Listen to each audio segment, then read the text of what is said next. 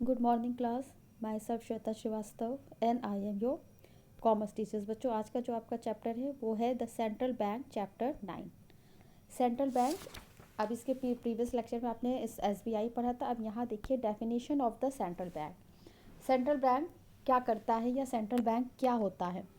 Central bank देश का एक सेंट्रल बैंक होता है। इसका काम देश की जो भी बैंकिंग व्यवस्था है उसको संचालन करना, उसका नियंत्रण करना होता है। ये बैंक तथा अन्य बैंकों को गाइडलाइन देता है, उसका उसको मतलब बताता है, इसलिए इसे बैंकों का बैंक भी कहा जाता है। यह देश की मुद्रा नीति व साख का चालक भी होता है।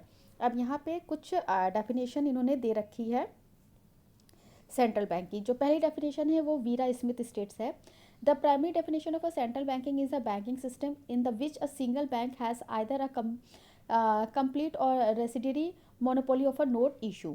जो आपके वीरा स्मिथ हैं वो क्या कहते हैं, मतलब उनके हिसाब से ये केंद्रीय बैंक क्या है? ये एक प्राइमरी डेफिनेशन इन्होंने सेंट्रल बैंकिंग बैंक की दिया है, जिसका काम बैंकिंग सिस्टम को करना होता है। यह सिंगल बैंक होता है जो कि पूरी मोनोपोली यानी कि नोट इशू की जो भी मोनोपोली है उस पर कम्प्लीटली अधिकार रखता है। इसके बाद आपका आता है प्रोफेसर सैमुएलसन क्या कहते हैं। Every central bank has one function, इनका एक ही फंक्शन होता है, it operate to the central economic supply of a money and a credit. मतलब कि ये सरकार अपने लेन देन के कार्य करने के लिए व्यापारिक बैंकों को नियंत्रित करने और राष्ट्रीय मुद्रा की पूर्ति तथा साख व्यवस्था को नियंत्रण करने के सहयोग देने के लिए बनाया जाता है। इसके बाद आपकी नेक्स्ट डेफिनेशन है आरपी कैंट। कैंट क्या कहते हैं? इनके हिसाब से केंद्रीय बैंक एक ऐसी बैंक संस्था है जिसका समान जनहित में मुद्रा की मात्रा में विस्तार व संकुचन, मतलब कि मुद्रा को बढ़ाने और घटाने का पूरा दायित्व दिया जाता है।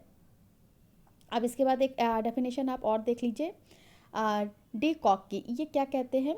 Central bank is a bank, एक ऐसा बैंक है which constitute the apex of the monetary and banking structure of its country and which act as best as the nation economics interest. इनके अकॉर्डिंग केंद्रीय बैंक वह bank होता है जो देश की मौद्रिक तथा बैंकिंग ढांचे के शिखर पर होता है।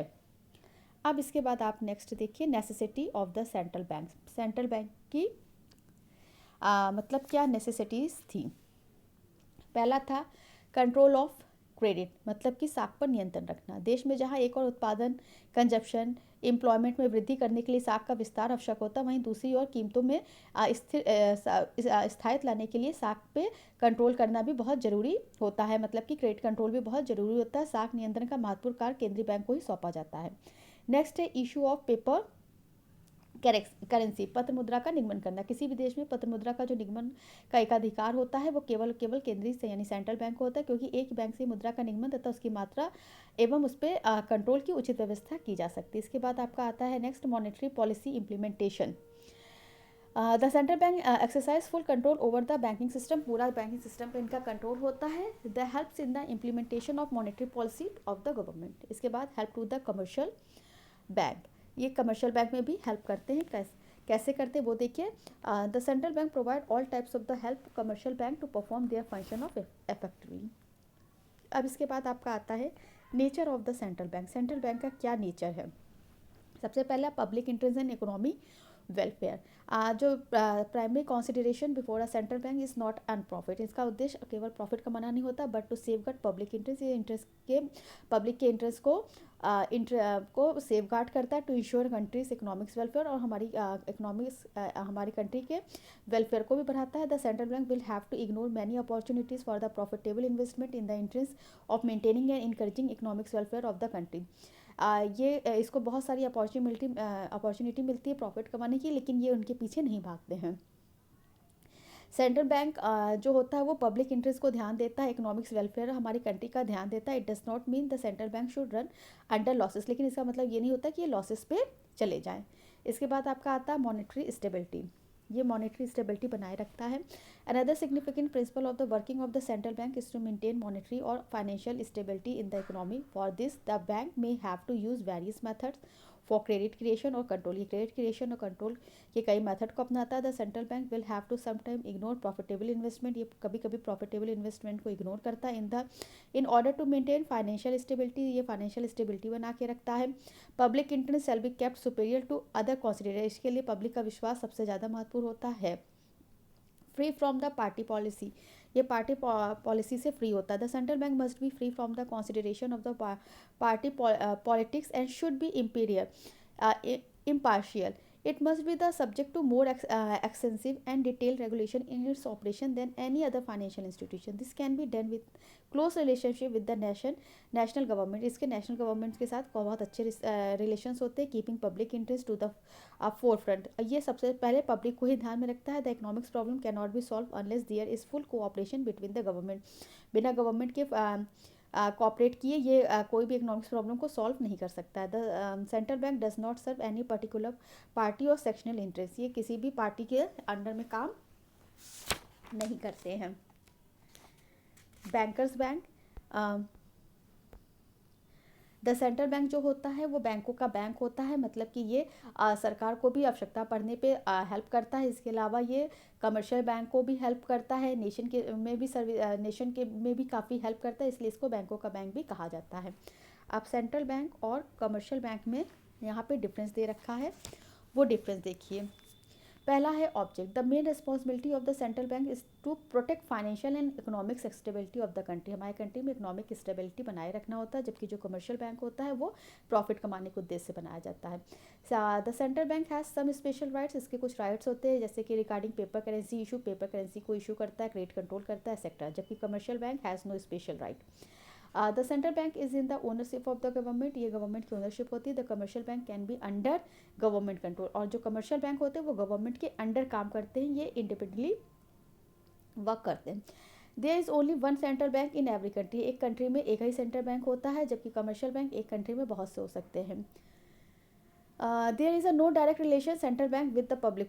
सेंट्रल बैंक का पब्लिक से डायरेक्ट रिलेशन नहीं होता, जबकि कमर्शियल बैंक का रिलेशन पब्लिक के साथ डायरेक्टली होता है. Generally the central bank does not have to the right to give interest on deposit. जो सेंट्रल बैंक होते हैं वो डिपॉजिट पे इंटरेस्ट नहीं लेते हैं. The commercial bank give into the interest on deposit, जबकि कमर्शियल बैंक डिपॉजिट पे इंटरेस्ट लेते हैं. The central bank is the last creditor for the commercial bank और the commercial bank are not the last creditor. अब इसके central bank के कुछ function हैं. फंक्शंस देखिए. सबसे पहला फंक्शन है नोट इशू करना. मतलब कि सेंट्रल बैंक सबसे पहला फंक्शन क्या करता है, नोट इशू करने का काम करता है. अब देखो ये issue of note was one of the rights of government. Sometimes back, even the commercial bank enjoyed the right of note issue in the past, but both of these agencies were found inadequate for the dealing with the function. Nowadays the central bank is every country enjoy the monopoly of a note issue. इस समय हमारी country में central bank ही ऐसा bank होता है जो note issue करने का काम करता है. मतलब कि पत्र मुद्रा का इशू करने का काम इसी का होता है. ये भी समझ लो. इसके जो पत्र मुद्रा होती है उसमें इसीलिए एक रूपता बनी रहती है. सरकार को मनी और कंट्रोल मतलब कैश कंट्रोल पे नियंत्रण रखने में सुविधा बनी रहती है. जो हमारा केंद्रीय बैंक होता है वो नोटों को इशू करने का काम करता है, जिससे जनता पे विश्वास बना रहता है. मुद्रा की आंतरिक तथा बाह्य कीमत में स्टेबिलिटी बनी रहती है. मुद्रा का जो प्रचलन देश की आवश्यकताओं के अनुसार किया जाता है. नोटों में जालसाजी नहीं होती है. मुद्रा प्रणाली में हमेशा लोच बनी रहती है. नोट निगमन का प्राप्त लाभ का मतलब देश को भी इसका लाभ होता है.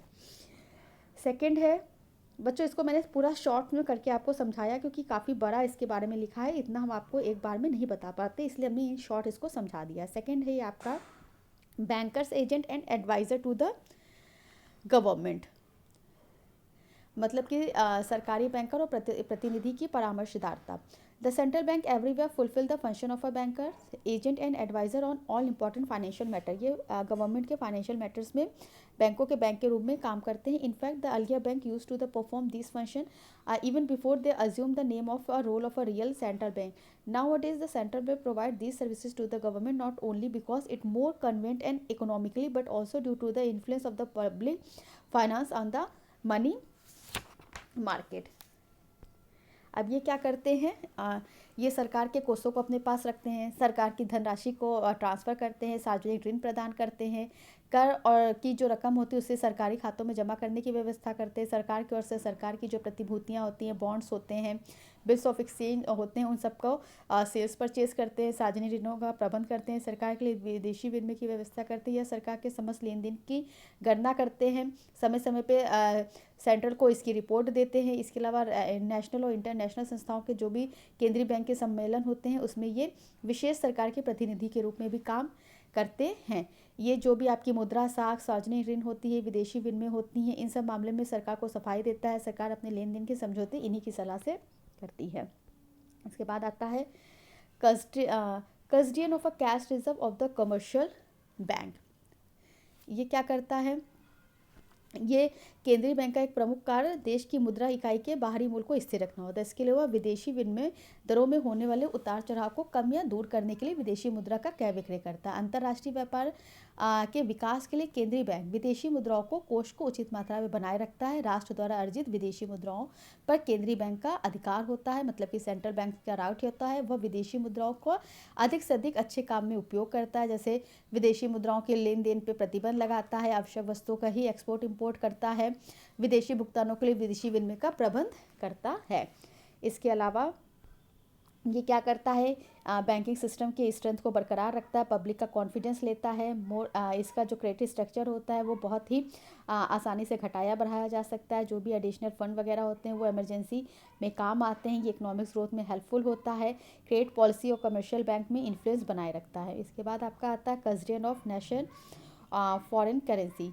ये हमारी जो भी फॉरेन करेंसी है उसमें भी आपको काफ़ी हेल्प करता है सरकार की। Lender of the last resort. अब इसके बाद ये क्या करता है? अंतिम ऋणदाता होता है। जो केंद्रीय बैंक होता है वो देश के अन्य बैंकों के अंतिम ऋणदाता के रूप में ही कार्य करता है। जब व्यापारिक बैंकों को अन्य किसी सोर्सेज से ऋण प्राप्त नहीं होता है तो ऐसे समय जो आपका सेंट्रल बैंक होता है ये व्यापारिक बिलों की कटौती करके और सिक्योरिटीज़ पे जमानत करके ज़रूरतमंद बैंकों को ऋण देने का काम करता है।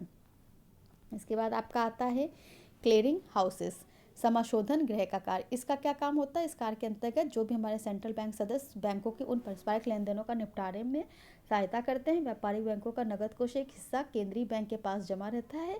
इससे इन बैंकों को पारस्परिक लेन देन या भुगतान शेष का निपटारा नगद राशि में करने की आवश्यकता नहीं होती है, बल्कि ऋणी बैंक लेनदार बैंक को केंद्रीय बैंक के नाम एक चेक दे देता है, जिससे केंद्रीय बैंक लेनदार बैंक के खाते में जमा कर देता है।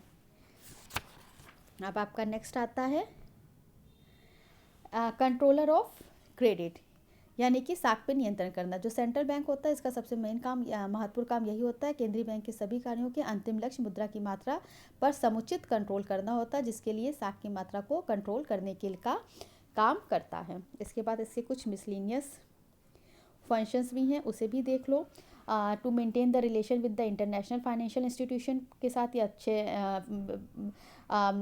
रिलेशन मेंटेन करता है। To conduct survey and public report, to the conduct seminar, ये सारी चीज़ों को करता है।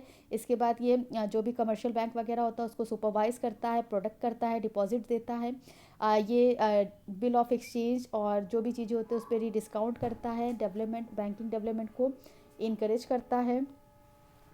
ये इकोनॉमिक्स क्राइसिस जो भी फ्लक्चुएशन वगैरह होती हैं उन्हें स्टेबिलिटी को बनाए रखता है। और इसके अलावा ये आपका जो भी इम्पार्टिंग ट्रेनिंग होती है, पर्सनल वर्किंग होती है सेंट्रल बैंक की, उसको ये देता है। अब इसके बाद जो आपका नेक्स्ट टॉपिक है बच्चों वो है role of the central bank in a developing economy, जिसे हम हमारे नेक्स्ट लेक्चर में आपके साथ डिस्कस करेंगे। Okay class, thank you.